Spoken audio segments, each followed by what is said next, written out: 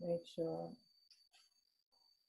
All right. Welcome back to another episode of the Noob Sports Show. I'm your host, Ryan Newpel, here with you each and every time. Welcome to another one. We appreciate you taking a little bit of time, listening to our show, letting us talk iGaming, talk whatever we feel like talking about in this space. It's always appreciated that you give us a little bit of your time. Today I have another guest, as always, but today I have AnnDawns Young-Sang. She's the founder and CEO at AYS Global Consults, senior executive, transformational leader. AnnDawns, I'm so glad you're here. Thanks for being here. What's going on? Thank you, Ryan, for having me. I am excited about being here, and thanks for the invite to join you and your listeners today. Oh, absolutely. It's my pleasure. I've been wanting to have you on for quite a while, and so I appreciate you taking a few minutes here. And if we produce this video, I apologize in advance. I'm not on video, but AnnDawns is, so nobody wants to see me anyway. I'm behind the scenes. You can just look at my picture, but technical difficulties have kept me away from video today. So I guess they didn't want me looking so good today. But AnnDawns, thank you for being here. Hey, give us the 1,000-foot view of your career. Where have you been? How did you get started in this iGaming space? And just give us a little bit of background about yourself. Okay. How did I get started? I actually got started by working with GTech.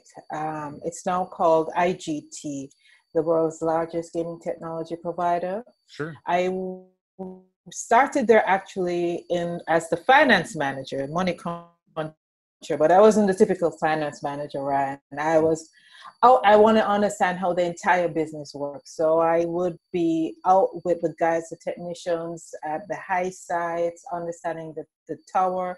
I'll be with the marketing guys in the central control room. So I spent my career in the gaming industry, moving from leading Jamaica and then including Barbados and then the entire Caribbean, having responsibility for that. And during that time, I was able to lead a very wonderful and productive team. And we saw our business just grow exponentially to becoming in all my Caribbean sites at the time, being in the top 10 of all of the accounts worldwide for IGT, which is over 70 odd countries. So that was a big movement there. I see the gaming industry in terms of understanding consumers, because at the end of the day, it's consumers that buy the gaming product, and it provides a choice of entertainment, a different way in which to spend that consumable dollar.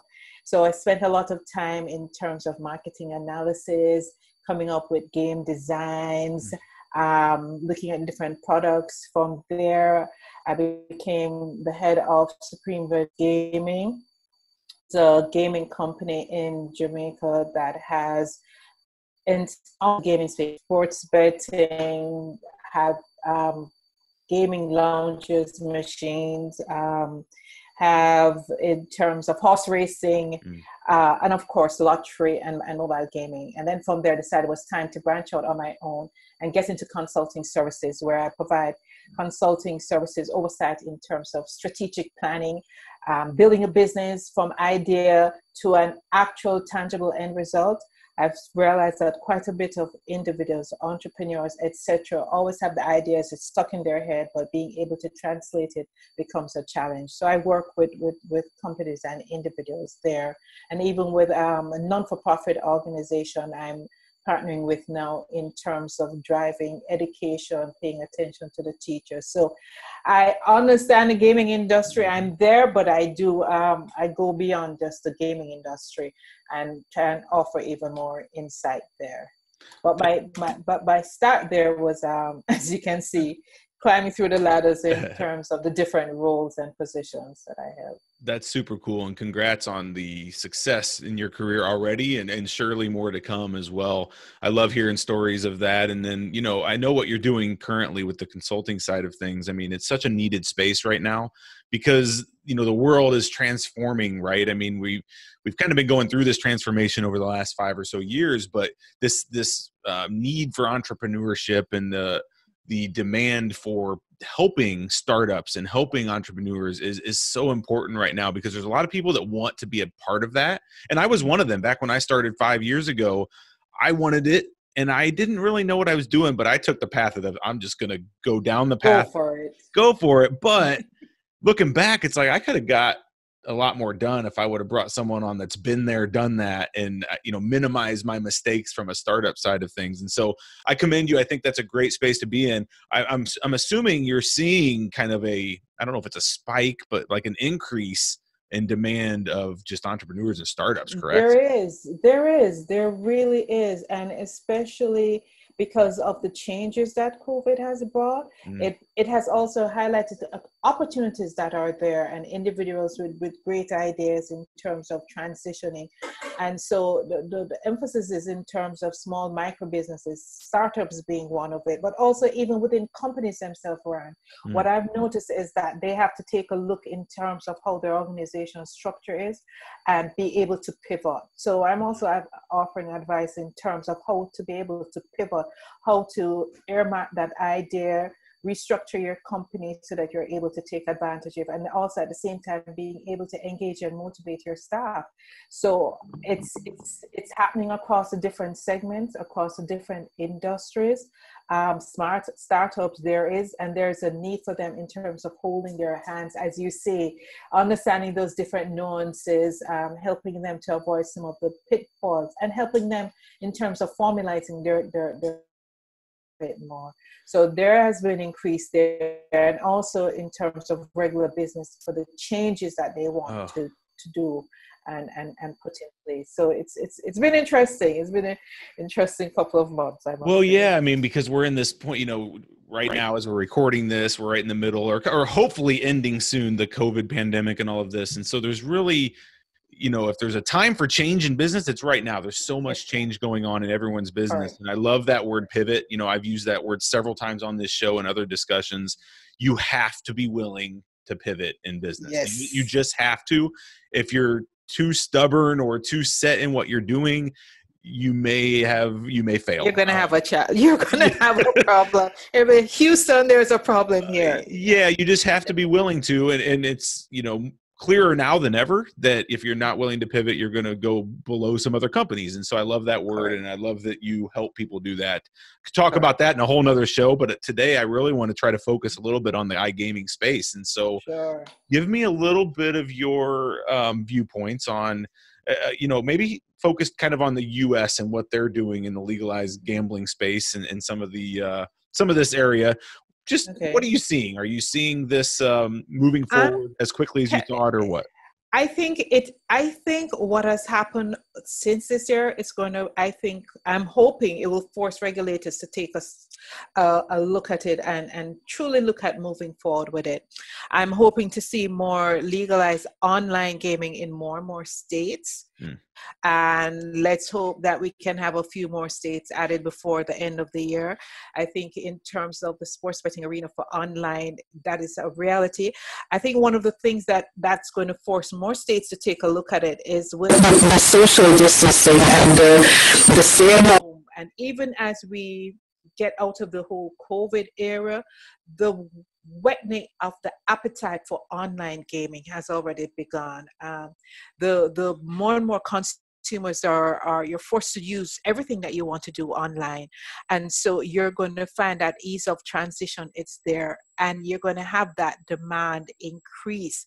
So I know that there are a couple of states already had online gaming in being included, but I'm hoping to see an increase in that, because otherwise what you're going to find is that persons are going to go to look to see where they can get an access point. But it provides such an additional revenue stream, and I think the quicker that states are able to look on it, put in place the regulatory structure to make sure that you're able to monitor it effectively, to make sure that you're able to ensure that you're able to protect consumer rights. There are tons of models that are out there as it pertains to online gaming, and regulators can pick and choose and edit it to fit their state need. But I think you'll see an increase. Already, a lot of states have predicted hundred of percentage increases in terms of their online gaming product. And so that trend, I believe, will increase, especially since consumers' appetite and familiarization with online has heightened. You're forced to do quite a lot of stuff more remotely and online. And so that need is here. This is a time whereby the consumer demands and trends, we're hoping that the regulatory framework will now catch up with it and have more of those approval and licensings being given to the different operators. So that's what I'm hoping will take place, Ryan, because as you know, the US is one of the last left large frontiers that's left there for online gaming to truly open up. And you see what has happened in terms of other markets. When you look over from, I think, the period 2003 to 2017 for online gaming, you have had over an 800% increase. It's a 15 to 20 billion market. It's estimated to grow on average 8% per annum, and whereas regular gaming is roughly 3%. So it shows you in terms of the direction for the future as it pertains to online gaming. And I'm hoping more states will now come on board and be able to adapt the necessary legislative and regulatory requirements to be able to promote it. Amen to all of that. Preach. It's quite a mouthful, right? I'm passionate about it. But AnnDawns, when you talk about it in that terms and you make it very clear that, look, this is growing, this is good. Like other areas that have implemented a lot of this have had success. These states all need revenue. That's very clear. This is one way of doing it. What is the holdup in some of these states? I mean, why, looking, from an outsider's perspective, I mean, I have my opinions on this, but, somebody listening, maybe hearing you talk and thinking, well, why isn't my state moving forward quicker? Like, why aren't we moving forward quicker? What's the holdup? And what, I guess, is I know there's a lot that goes into this, but what kind of things are these states, why are they dragging their feet on this? Or is it just part of the process? I think it's a part of the process. I think it may be multifaceted. Part of it is fear of the unknown, in terms of how do you regulate, and some of it may be preconceived notions that you're going to make things get crazy and out of control because of not being able to properly regulate and know in terms of what's happening. But to me, those are all myths. Those are all things as you and I know, Ryan, everything can be regulated even far more better and more tightly via online, whereby you can know exactly, you can put in place in terms of knowing if consumers are on the product too long, whereby you can have it forced, whereby they take a break away from it. You can know in terms of what the operator's activities are, the level of spend that is happening. You're better able to have far more restrictions and control over what is happening. But better yet, though, I think what the states are missing in is that this is in terms of disposable income, in terms of discretionary income that consumers have. And I know there are lots of argument that can be made against it, but consumers at the end of the day have a finite amount of resources and they can choose where they want to spend that. If they are not given that ability in which to have freedom of the spend within a controlled environment, then that dollar is going to go elsewhere. You as regulators, you're literally going to be driving yourself out of business also, because it is a consumer driven world. It is a consumer driven product too. How you execute it, how you put in place your controls and restrictions, that is what is required. And you can't have a fear of technology. Technology can in fact aid you to achieve your objectives. So I mean, in my humble opinion, if they identify where the concerns are, where are the issues are, and then you can find the different strategies to overcome it, because there's a solution for it. The greatest fear that that exists, there is a solution for it. I also know that the regulatory process is very time consuming and is in terms of having a meeting of the minds. And so the best bet you can take is to take the best practices for the states that have implemented it, take the best practices from the countries that have implemented it.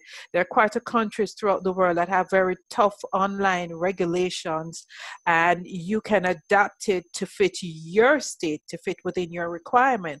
And I think it's a matter of burying your head in the sand. If you fail to take a look at what's coming down the road, it's here.